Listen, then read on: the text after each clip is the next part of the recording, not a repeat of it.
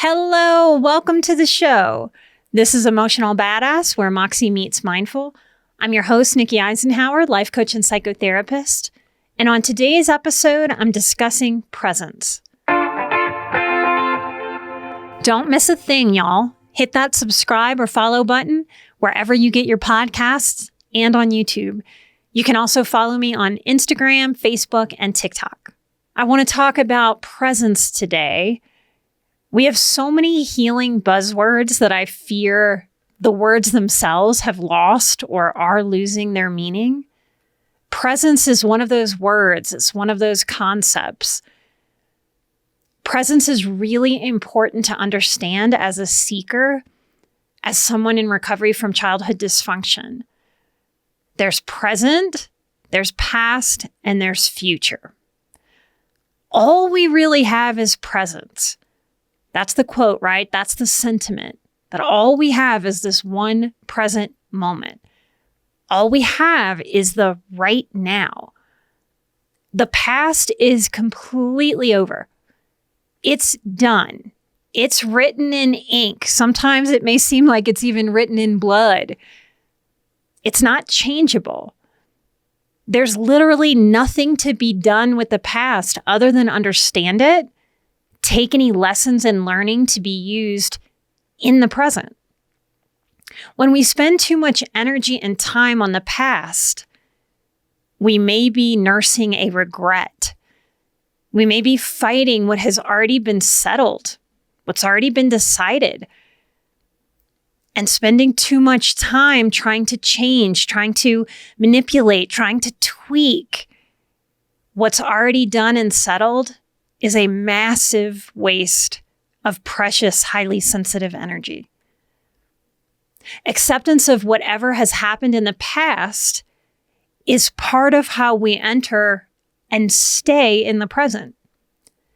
We may process the past in the present moment, but we have to be honest about what is processing towards learning, what is processing towards being more present, and what is a continuance of the fight, like a wrestling match with the past, wrestling around with what is done.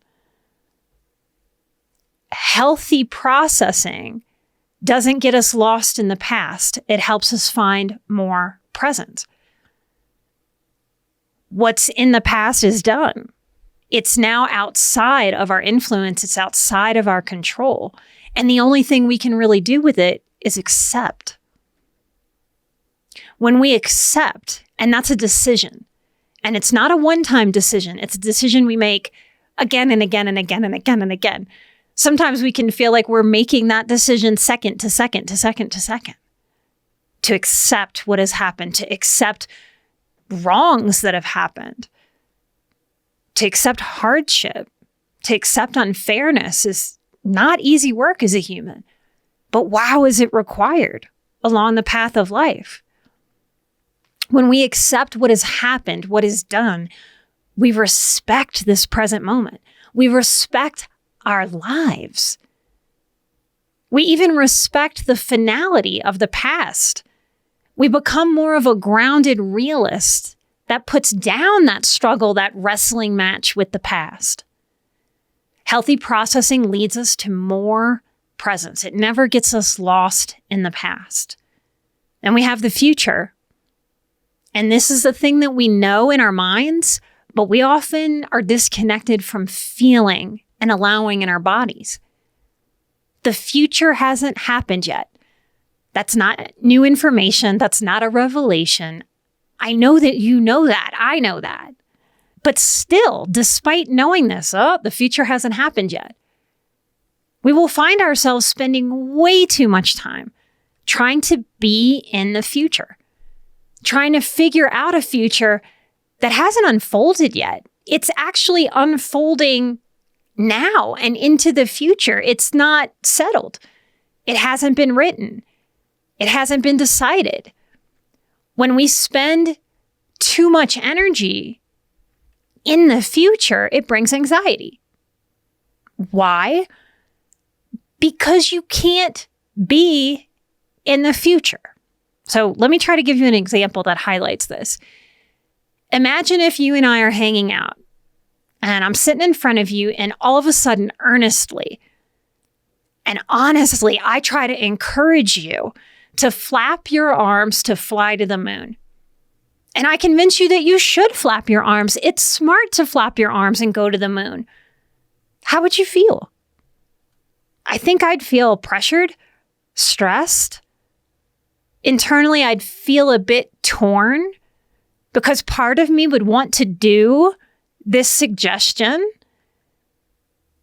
I'm a well-intended person. My advice to you to flap those arms to the moon is well-intended. I mean it with the best of intention, with a good heart.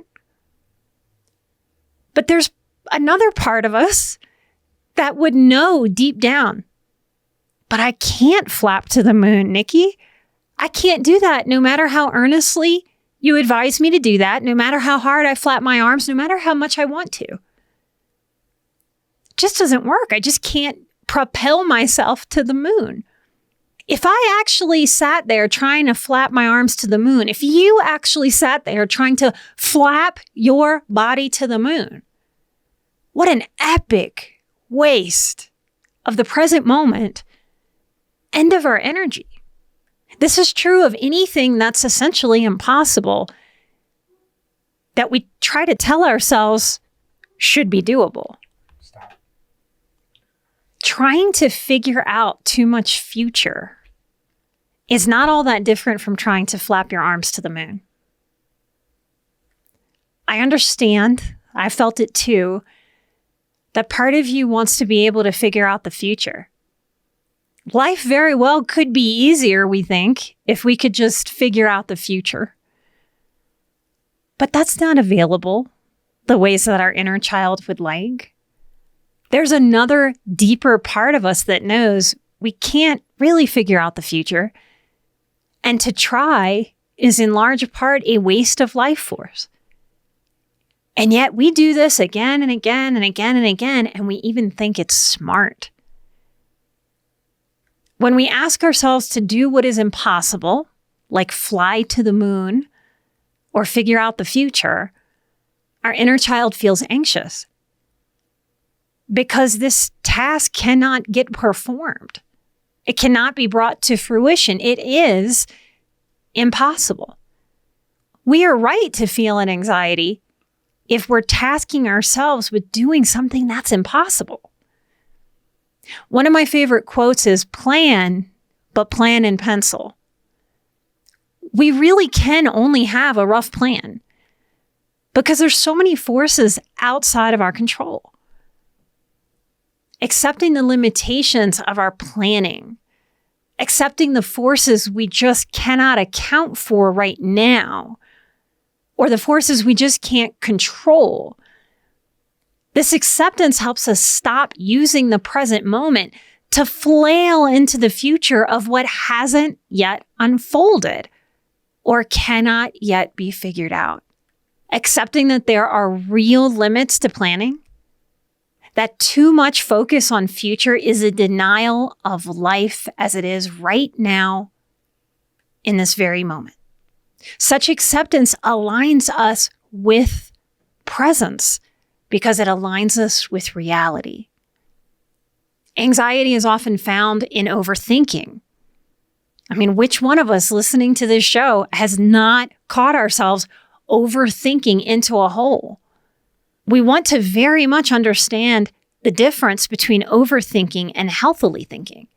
We can healthily think about and plan the future, but not obsess, not fret, and not task ourselves with being fully psychic about what has yet to unfold, what is actually in process and progress.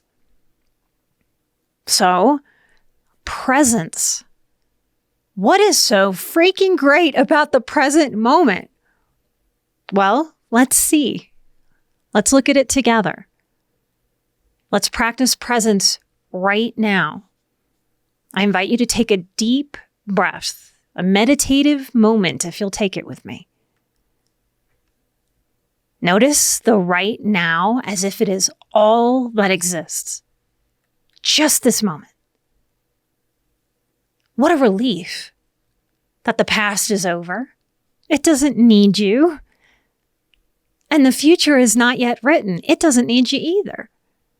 What a relief to just be right here in this moment, not trying to be in any other moment other than this available present moment. Remember that 30 Days to Peace kicks off on the 1st of the month. This is a quick announcement about this course. Beginning in January, the price of the course will be increasing. We will also have a bit of a different offering in association with the Peace course. So this December 2024 is the last month to get it at the current price. We're also going to be providing the option to pair the course with a brand new community and group coaching sessions. We're also going to be providing the option to pair the course with brand new community and group coaching sessions. So if you want to get the course at the lower price, make sure you sign up before January. And for those of you who've already taken the course, keep an eye out for a special invite to the new community offering. My program, 30 Days to Peace, was created to help guide you in transforming everyday stress and nervous system dysregulation into calm through simple daily practices that take only 7 to 15 minutes. In just 30 days, you'll build lasting inner peace and master techniques that you can rely on for a lifetime. This episode is being released on December 1st, 2024. For this month's 30 Days to Peace course, we're going to leave the registration open for a couple extra days, so you'll have till December 3rd to sign up at the lower price. After that, the course price is increasing, and the last month you can use the code BADASS to save 30% is this December 2024. emotionalbadass.com/peace. Use code BADASS for the last time in December 2024 to save 30% off. It really is a relief to just have to do now. Do you, like me, realize in this present moment how many precious present moments we have thrown out the window to run around in the past or try to run around into the future? In this present moment, take another deep breath. Check in with yourself. Are you safe? Do you have clothing covering your body? Maybe you're taking a bath listening to this episode and clothes are just over there, just a few feet away. Clothing, shelter. Can you drink a sip of water or beverage in your present moment? Can you control for temperature reasonably right now?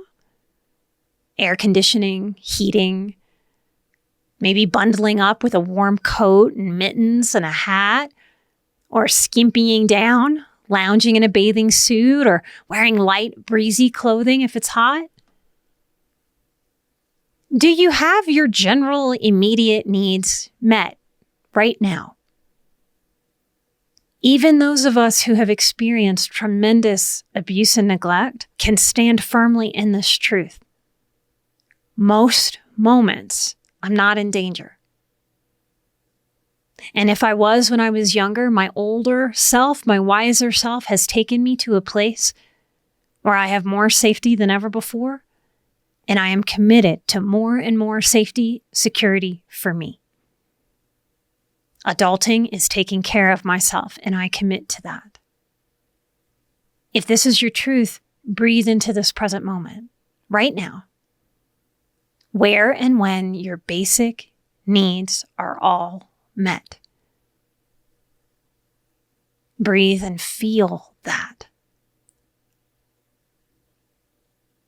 Now, depending on what you have awakened to, what you've given yourself permission to explore and practice, you're likely exhaling and luxuriating in the present.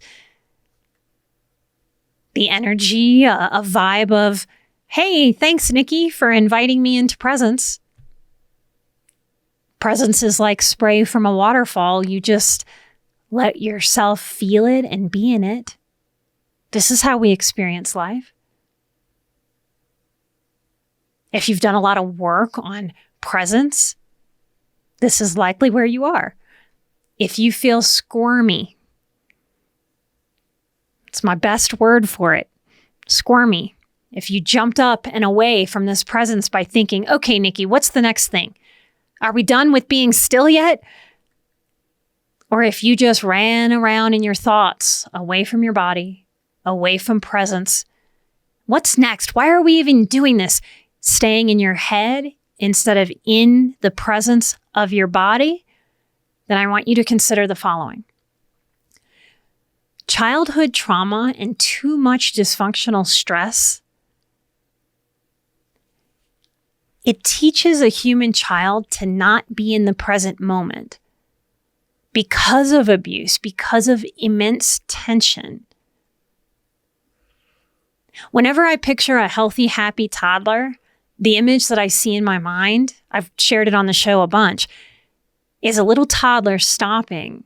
And it's just a toddler and a worm. And that toddler seeing that worm for the very first time. This is the image I see because wonder is the healthy energy of childhood. We can see in this imagery that wondering and having the presence, the space, the safety and security to just be in that moment, toddler and worm, taking in the amazingness of how different a worm is from our humanness. That's presence. And it's our birthright. Abuse, neglect, too much tension that would be a pain to us today as adults, but wouldn't encode into our system as abuse. But too much tension on a developing child, plus abuse, neglect, on a developing mind and body, it takes us out of presence. It teaches a developing human to be anywhere, but in the tense, uncomfortable present moment.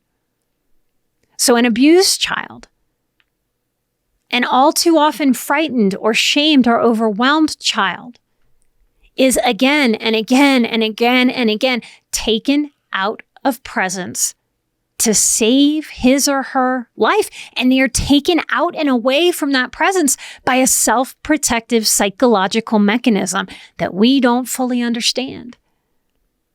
That psychological mechanism shows up as if to whisper to that child in a present moment of trauma or stress or shame. Oh, honey, you don't have to be here right now, sweet one. Come into the past. Or let's run around in the future, but you don't have to be right here. As an adult, I recognize that as a child, I left the present moment often, if not constantly, because I was so deeply unsettled, anxious, upset, with no real coping skills or outlets, other than my own psychology taking me out of the present moment. If and when my psychology took me to the past, my child mind would idealize my family of origin before they were separated and divorced, which is very, very, very common for kids of divorce to do. Yearning for what seems like a safe little cocoon of married mom and dad, together holding space to take care of me. My inner child was idealizing the past, making it better than it was. Which kind of makes sense, doesn't it? If the present moment was such a terrible energy that my psychology decided I was to leave it, then it makes sense that it wouldn't take me to another crappy energy. It would take me somewhere different, somewhere better, somewhere lighter, even if I had to make it up. It was maybe the only real control my little self could muster back then, to go back to my memories of family of origin, but to conveniently leave out how frequently they screamed at each other or me, or how much they were physically violent with each other. I saw the ideal, not in this episode so much, but if you get into my work and what I'm offering, what we're doing on the show, you'll hear me talk a lot about the inner child and how the inner child idealizes. This may be a big player in how or why we run around into the past, or how flexible our memories can be. Our psychology is amazing, y'all. I really resist how far we've gone in mental health to make everything a disorder, to look at everything through a problem lens. My psychology created more positive memories to hold me, to take me out of an abusive present moment. And my psychology did this for me right in the moments when I didn't have an actual human to hold me. That is amazingly adaptive. It is not unique to me. It is what happens in childhood trauma. When I was a little older, my protective psychological mechanism shifted and more often sent me into the future instead of the past. And the future began to represent my fight or flight away from the present moment. See, as a kid, we can't just get in the car and go away, start a new life. That doesn't mean our bodies don't feel a strong sense of fight or flight. Fight or flight is merely the desire to be safe,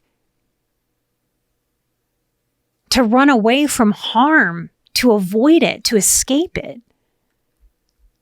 When I couldn't escape from the present moment, adolescent me would think suicidal thoughts.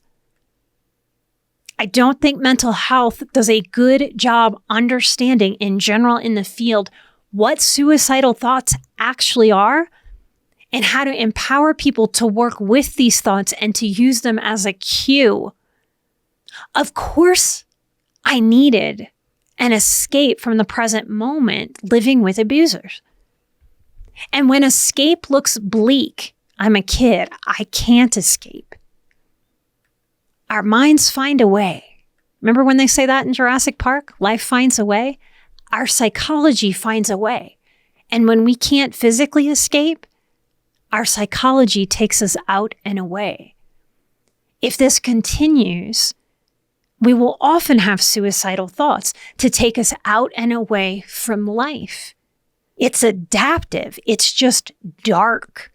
And I don't think we do a good enough job addressing these issues because the darkness is scary even to professionals.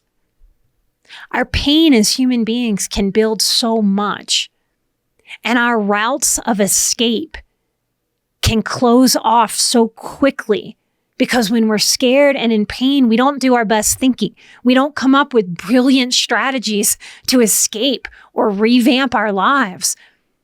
Our options seem to shrink and get lesser and lesser and lesser until someone is left with the only foreseeable option being taking the self out, suicide. I want people to know that these thoughts mean you need a major life change now. Not a year from now, not when everything's settled, not when your life is good and after you get that bonus and after you get that raise. If you have suicidal thoughts, you need to change something about your life now. Change it messily, change it imperfectly, change it. Your life is begging you to make an empowered change. Imagine if therapists and the population could start seeing this as a cue that I need to get out of something, I need to change something. Children cannot empower themselves towards such change. To me, this is a monumental difference between childhood and adulthood. It's not just that we go from 17 to 18 or 20 to 21 and then we get a stamp of I'm an adult. That difference is not in birthdays, in numbers and age. That difference is in how we can actually empower ourselves. You have rights in our Western society once you hit that age of adulthood. And you have the right to change your life, to empower your life. And if you've grown up with abuse and neglect, you must. There's no other option. Suicidal thoughts are a sign of needing escape. It's okay to need escape. We have to help people know that it's right to act on these escape feelings, but not towards self-harm, not towards ending life, towards grabbing the reins of life and changing it. Sometimes we will have such thoughts trying to escape an external abuser or an external circumstance. Sometimes we will have such thoughts trying to escape our own hypercritical voice that developed within neglect and abusive dynamics. We can't really help people with suicidal thoughts and mental health if we don't empower our clients to make powerful changes, to see these thoughts as a catalyst for change.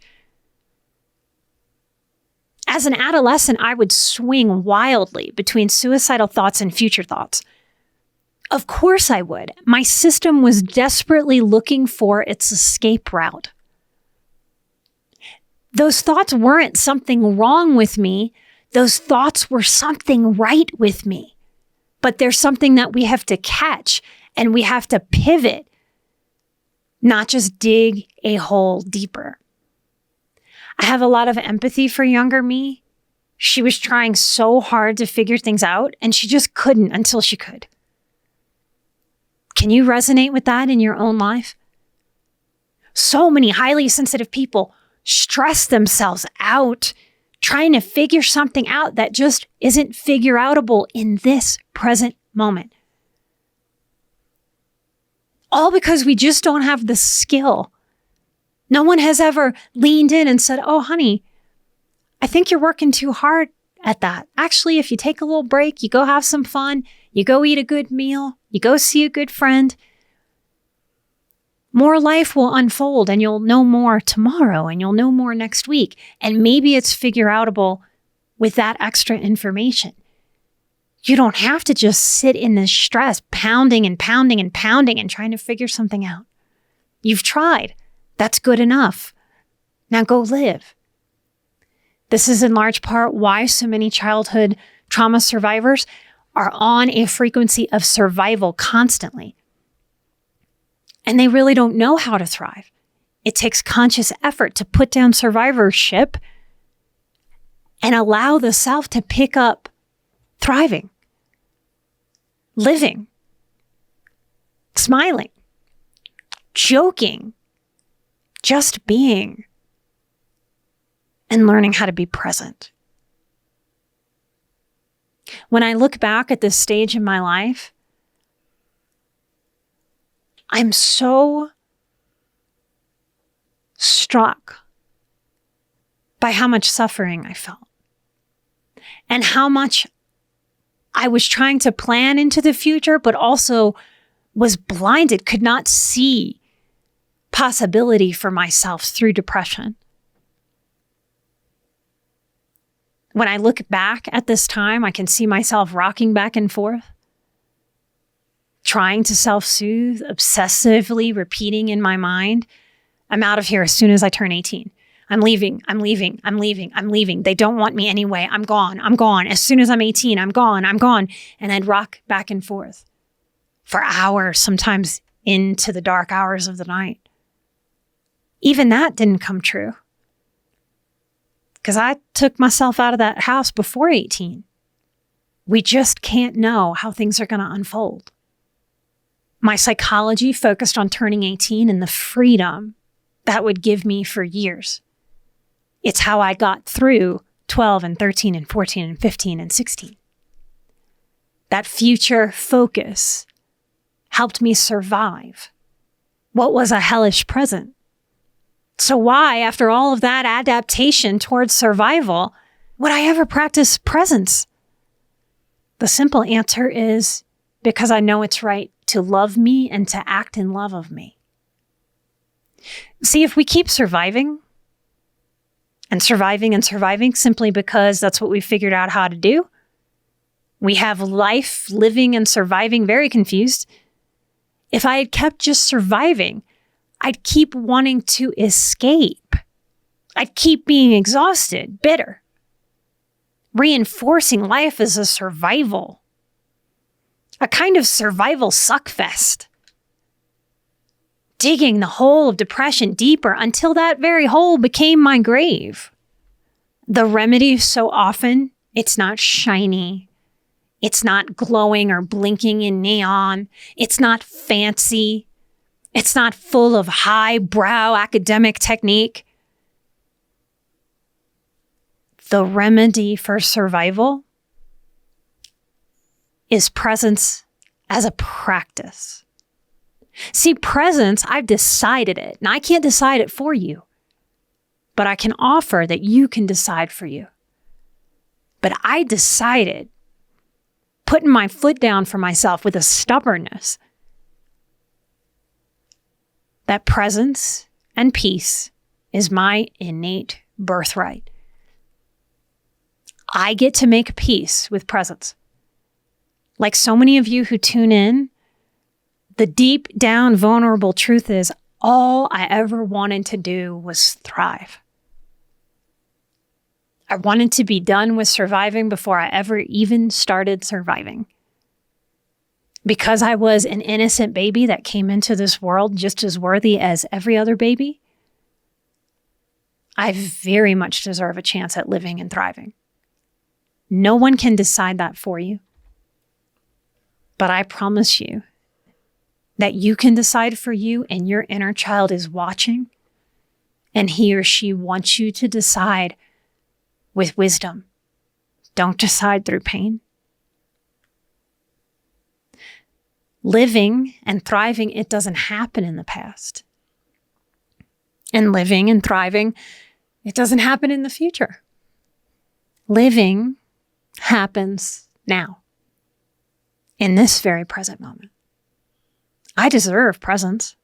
I always have. Survival was adaptive to the trauma I experienced. I learned to leave the present moment to survive. Now, I want to adapt to life, not to trauma. I want to invite life and living. I want life, joy, presence to envelop me and hold me. I want the energy of that little toddler seeing a worm for the first time. I want that vibe in my present day adult life. I want to see the wonder in things instead of the potential pain. All we have is this present moment. That's it. And if I am my own authority figure, then I get to decide to embrace my one precious life in this present moment. This is how I get to love myself now. I don't have to love myself this way. I get to, as a gift. Why wouldn't I give that gift to myself? Embracing presence is embracing peace. If you want to let go of surviving and learn to thrive, you must do more than intend it, hope for it, cross your fingers, listen or read books and listen to podcasts. You have to do more than knowing you deserve to thrive. I created my peace course in understanding and acceptance that we develop certain muscles, certain patterns, certain strengths from either spending too much time in survival mode or spending a whole lot of time in thriving mode. And survivors truly have atrophied muscles when it comes to presence and peace, when it comes to joy, ease, and thriving. I mean atrophied muscles the same way someone in an extended long-term coma has to reteach the muscles how to walk again, how to hold weight again, how to coordinate and step. We say someone who's been in a coma a long time has atrophied muscles. They have withered from non-use. If we have spent too much time surviving, our thriving muscles, our life-living muscles are atrophied. And it's not our fault. Just like it's not that person's fault that they were in a coma. But it is their responsibility to rebuild those muscles, isn't it? And if they don't, who do they hurt? Themselves and their own quality of life. That's what I can't accept. That's what I won't accept. Your quality of life can always be upped. Always. Our mindset is powerful. That is not contingent on external circumstances. Of course, we want good external circumstances. I want that for everybody. But our goodness, our joy, Our life is more about our mindset, our coping and resiliency skills, our permission towards peace and present than our external circumstances. It was profound for me to concretely realize, I have had a life of practicing accidentally and of no fault of my own survival, so much so that my body, mind, and heart, my entire being only knows survival. It made me feel helpless and broken, deeply depressed. I felt a desperate pressure. Like, okay, all right, now I have to thrive, but I don't know how. I desperately wanted to thrive. But directions to be present or peaceful, they didn't make sense to my mind or my body. Those directions, whether I was listening to a meditation or listening to a therapist or a psychology teacher or a spiritualist, it just wound up sounding like someone screaming at me, "Hey, Nikki, you better learn how to speak this obscure language that you've never heard before. You better know how to do it. You should just know how to do it. Snap your fingers and just be peaceful. Just speak this language." It made me feel stupid. I judged myself harshly. I told myself the most cruel, unhelpful things. Like normal people, they know how to have peace and joy.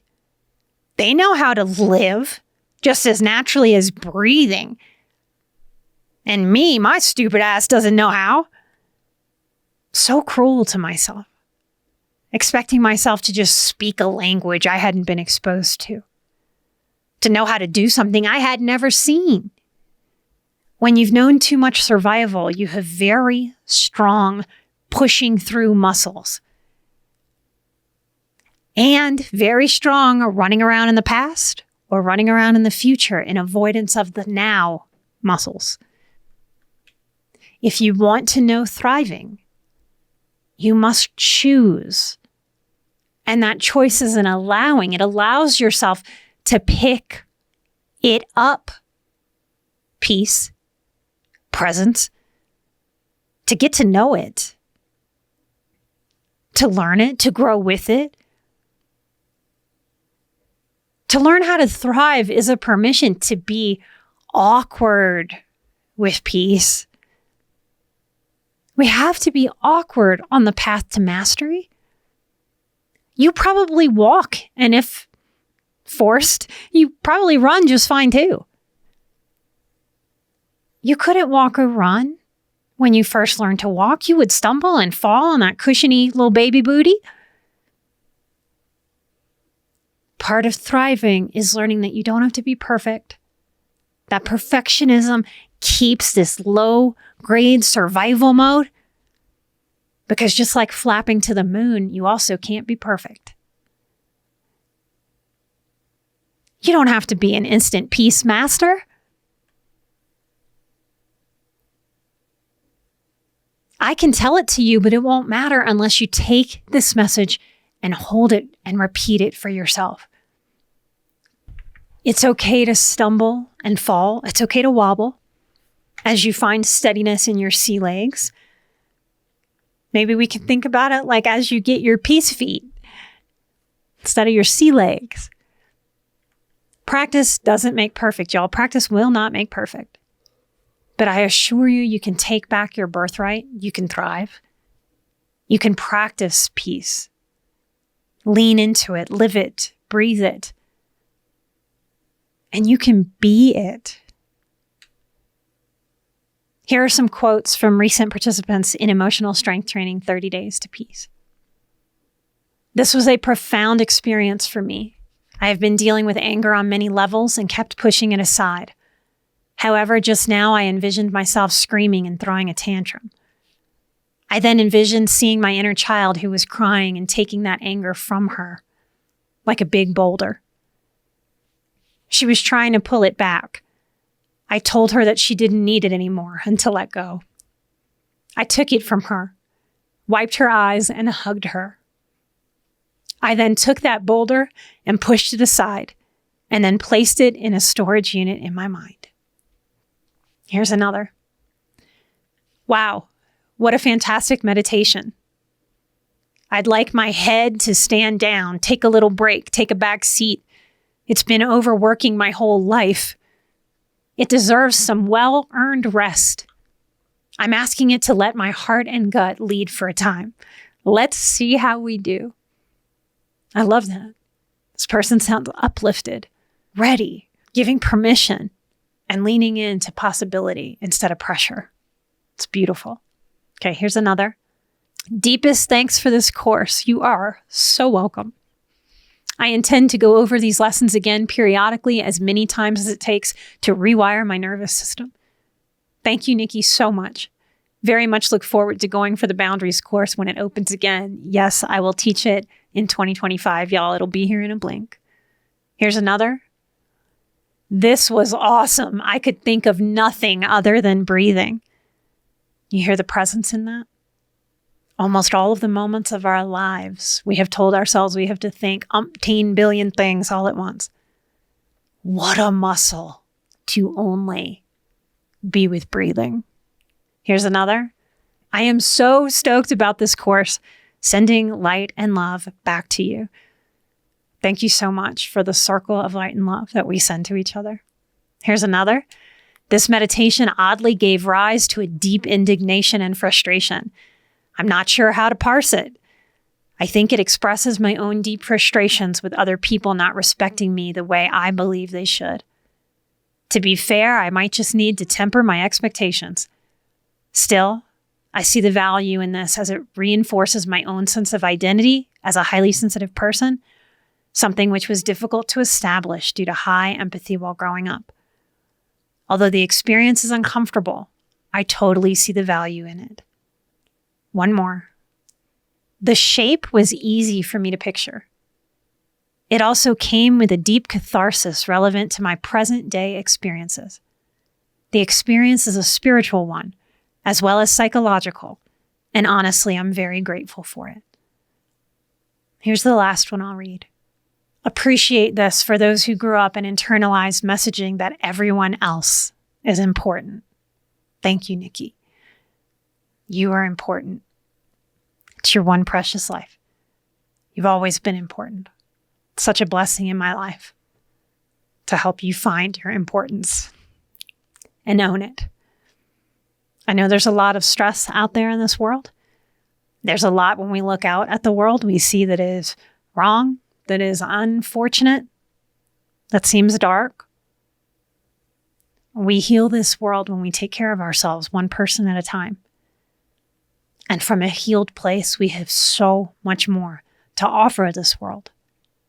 We want to do offerings from our healing, not offerings from our wounding. When we see low vibe, negative, angry, hurtful advocacy, it's coming from the wound. When we see wisdom that inspires us towards change, it's coming from our healing. When you heal for you, you really do heal for everyone else in this world and in your personal world. This is the last time that we are doing the Peace Course this way. We're having a new offering in January. So make sure if you're interested and you've been kind of sitting on this all year, that you jump on this course in December.